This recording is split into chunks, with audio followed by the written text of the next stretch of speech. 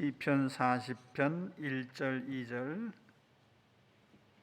같이 읽겠습니다.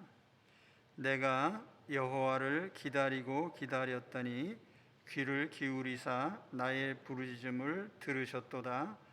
나를 기가 막힐 웅덩이와 수렁에서 끌어올리시고 내 발을 반석 위에 두사 내 걸음을 견고하게 하셨도다. 아멘. 다윗의 시편을 통해서 우리 고난 주간에 우리 하나님의 말씀을 같이 나누고자 합니다. 기다리고 기다렸더니라는 주제로 말씀을 나누려고 하는데, 오늘 첫 시간 제목이 기다리고 기다렸더니입니다. 기다리고 기다렸다.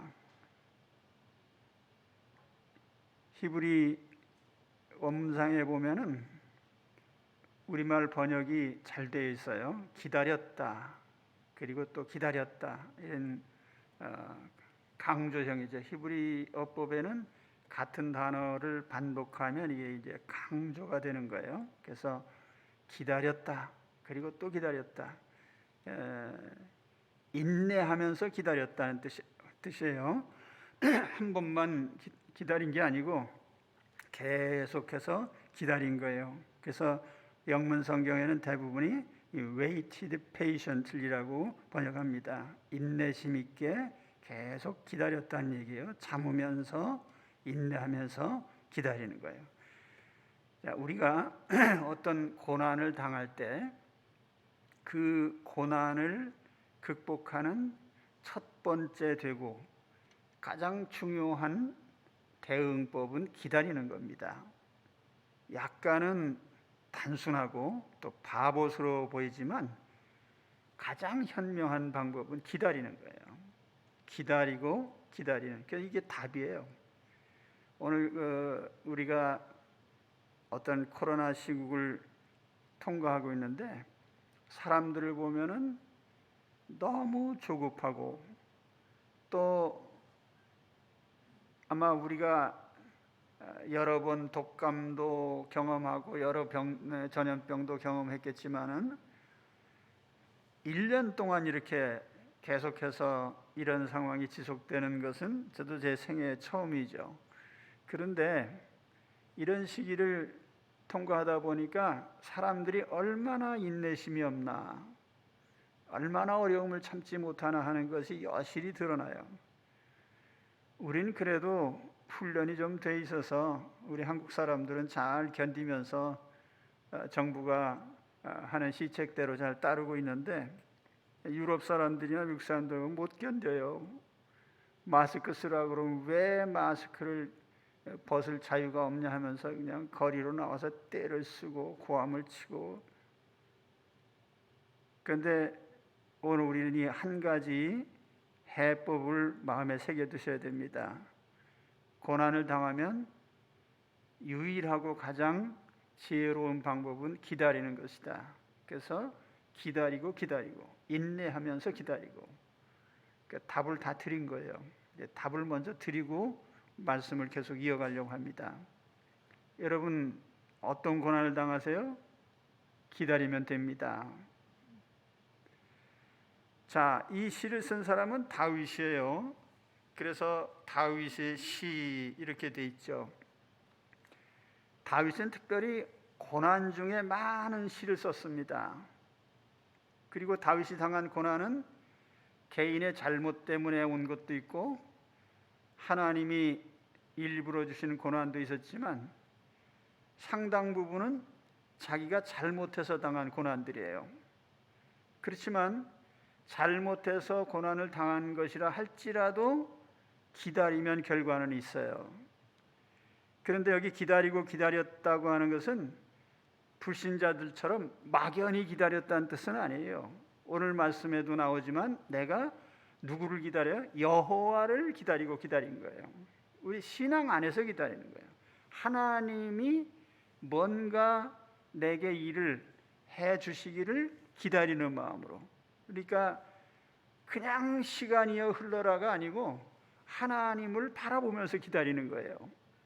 믿음 안에서 기다리는 것이죠. 그렇죠? 다윗이 아마는 자기 잘못 때문에 고난당하고 있을 거예요. 그래서 다윗이 뭐라고 고백합니까? 나를 기가 막힐 웅덩이와 수렁에서, 그러니까 다윗이 지금 웅덩이와 수렁에 빠져 있는 거예요. 웅덩이라는 표현은 예레미야 선지자가 당했던 것처럼 물 없는 우물 속에 던져지거나, 또는 수렁이라고 하는 것은 진흙구덩이를 의미하는데 한번 발이 빠지면은 잘 빠져나오질 못하고 움직이면 오히려 더 빠져 들어가요. 그게 수렁이죠. 그런데 이와 같이 웅덩이와 수렁이라고 하는 것은 주로 대인 관계에서 겪은 것들이에요.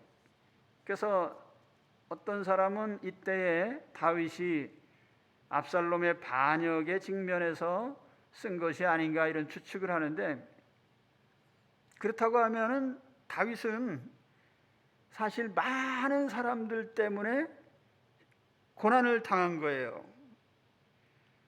38편, 시편 38편 11절에 보면은 내가 사랑하는 자와 내 친구들이 내 상처를 멀리하고 내 친척들도 멀리 섰나이다. 내 생명을 찾는 자가 올무를 놓고 나를 해하려는 자가 괴악한 일을 말하며 종일토록 음모를 꾸미오나. 그러니까 이런 장면들을 보면 다윗은 사람들이 다윗을 시기하고 또는 다윗을 넘어뜨리기 위해서, 정치적으로 보면 정적을 제거하기 위해서 여러 가지 함정을 파고 음모를 꾸미고 반역을 일으키고 하는 이런 가운데에 직면하게 된 거예요. 그러니까 다윗 자신은 그런 상황에 처했을 때 마땅한 해법이 없는 거예요. 그래서 압살롬이 반역을 일으켰을 때 그 압살롬이라는 아들이 누굽니까? 제가 농담 삼아 늘 하는 얘기 압사할롬이에요. 압사할롬. 예, 압살롬. 그 다윗이 제일 사랑하는 아들이에요. 다른 자식들에게 없는 그런 애정을 보였죠.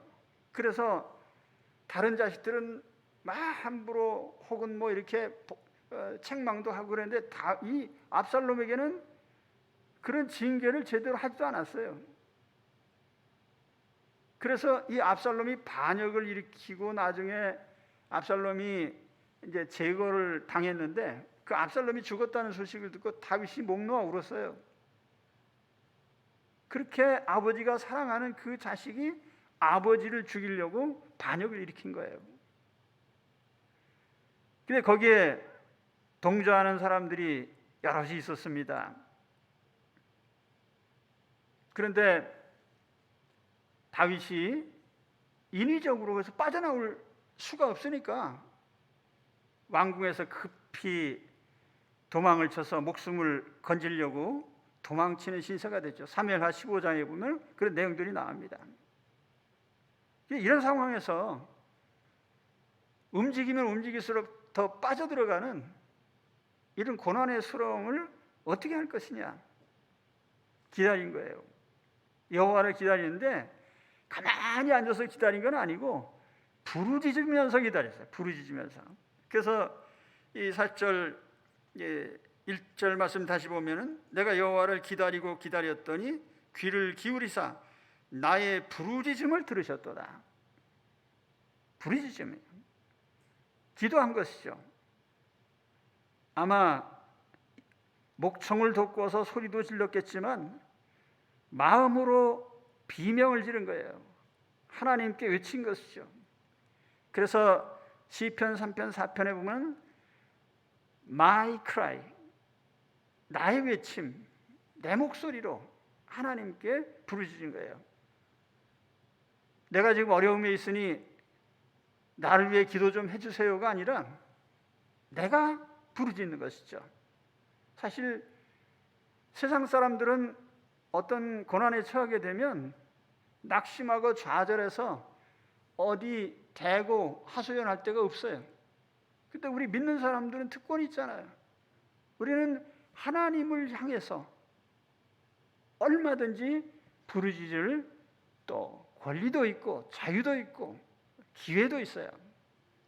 항상 우리는 이 고난 중에 사람들에게는 잠잠할지라도, 사람들에게는 말하기 싫고 자존심 상하고, 그래도 하나님께는 부르짖어야 됩니다. 그래서 다윗은 기다리면서 한편으로 하나님께 부르짖은 거예요. 하나님께 부르짖었어요. 그랬더니 어떻게 됐어요? 무한대로 기다린 게 아니잖아요. 기다리면 결과가 있어요. 여호와께서 나의 부르짖음을 들으셨도다. 그렇죠? 귀를 기울이사 나의 부르짖음을 들으셨도다. 하나님 들으신 하나님. 하나님은요, 모든 것을 때를 정해놓고 하신 분이에요. 때. 그 고난의 때가 있으면 고난을 이기는 때가 있는 거예요. 자, 우리가 고난 주간에 있는데 우리 주님이 움직이신 원리를 보면 항상 때에 따라서 움직이신 거 볼 수 있어요. 이 때에 따라라는 이 매우 중요한 단어, 주님은 내 때라는 말씀을 자주 하셨습니다. 내 때. 요한복음 2장 4절에 보면은 물로 포도주 만드는 기적의 장면이 있는데, 그때 주님이 하신 말씀이 내 때가 이르지 않았습니다. 근데 그 때라고 하는 것이 뭐 몇 년, 뭐 몇십 년이 아니고 단지 몇 시간 또는 단 며칠, 그러나 그 때를 정확하게 따라서 움직이신 게 우리 주님이에요. 내 때가 이르지 않았습니다. 요한복음 7장 8절에 보면은 초막절을 맞이해서 사람들이 예루살렘으로 가면서 주님께 같이 가자고 했을 때 내 때가 아직 되지 않았다. 그러나 그 때라고 하는 것은 며칠 상관이에요. 주님이 예루살렘에 올라가시는 거예요. 그거 뭐 오늘 가도 좋고 내일 가도 좋고. 근데 우리 주님께서는 그 며칠도 하나님이 정하신 때에 따라서 움직이신 거예요. 마태복음 26장 18절에 보면은 예수님께서 유월절을 지키신 장면이 나옵니다. 십자가를 지시기 바로 전날이에요. 그런데 그때에 이 유월절을 지키시면서 똑같은 말씀을 하셨어요. 내 때가 됐다. 그 때는 뭐예요? 십자가에서 죽으실 때가 됐단 말이에요. 그러니까 우리 주님은 모든 그 생애의 과정 중에 하나님의 때가 예수님의 삶의 스케줄에 있는 거예요. 삶의 일정표 가운데에요. 그 우리가 어떤 고난을 당한다 했을 때도 하나님이 무대뽀로 막연하게 고난 당하게 하시진 않는단 말이에요. 때를 따라서 하나님이 고난 당하게도 하시고 고난이 끝나게도 하셔요. 그래서 우리가 어떤 어려움을 당하고 있을 때 견딜만 하구나, 좀 더 견뎌야 되겠구나, 이제는 끝내야 되겠구나. 그러니까 하나님의 일정표가 있는 거예요. 그러니까 우리가 막연한 기다림이 아니라고 했죠. 하나님을 향해서 부르짖으면서 기다리는 거예요. 그런 가운데 하나님이 하나님의 계획표에 따라 끝내야 되겠다 하면 우리 고난을 끝내주십니다. 믿으십니까? 근데 사람들은 그거를 참지 못하는 거예요. 예수님이 단 몇 시간, 단 며칠이라도 때에 따라 움직이셨는데 우리는 그 때를 참지 못해서 하나님의 때가 오기를 기다리지 못하는 거예요. 때를 기다리십시오. 하나님의 때가 있습니다. 그럼 반드시 우리 주님께서 다윗에게 어떤 은혜를 주셨어요? 기가 막힐 웅덩이와 수렁에서 건져 올리시고, 그리고 내 발을 반석 위에 두셨도다. 내 발을 반석 위에 두사 내 걸음을 견고하게 하셨도다. 수렁에 빠졌을 때와 반석 위에 놓인 발을 비교해 보세요. 수렁에 빠졌다는 것은 인간관계의 함정 속에 빠졌다는 걸 의미한다고 얘기를 했는데요, 반대로 반석 위에 내 발이 있다는 건 반석이신 그리스도 위에 내가 굳건하게, 신앙 위에 굳건하게 서도록 다시 만드셨다는 뜻이에요. 할렐루야. 그렇기 때문에 오늘 우리는 어떤 어려움이 있다 해도 오늘 이런 기다림의 능력을 받아야 돼요. 오늘 하나님께 기도하면서 하나님 기다리고 기다리라고 하셨으니 기다리겠습니다. 하나님, 하나님이 정하신 때까지 기다릴 수 있는 능력을 주세요. 기다릴 수 있게 해주세요. 오늘 이 하나님의 능력을 구하시기 바랍니다. 그러면 어느 때든지 우리 인생의 문제들은 해결이 됩니다.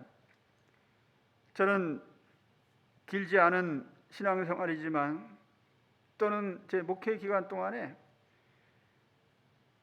여러 가지 크고 작은 기다려야 될 일들이 있어요. 어려움들도 있어요. 그런데 지금까지 단 한 번도 기다렸는데도 불구하고 이루어지지 않은 건 없어요. 다 이루어져요. 그리고 어떤 어려움도 영원히 계속되는 건 없어요. 반드시 끝나요.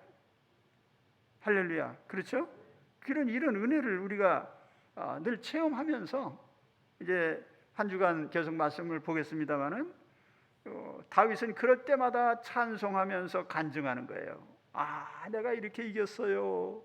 내가 이렇게 웅덩이와 수렁에 있다가 하나님이 나를 이렇게 건져내셨어요 하면서 찬송하고 간증합니다.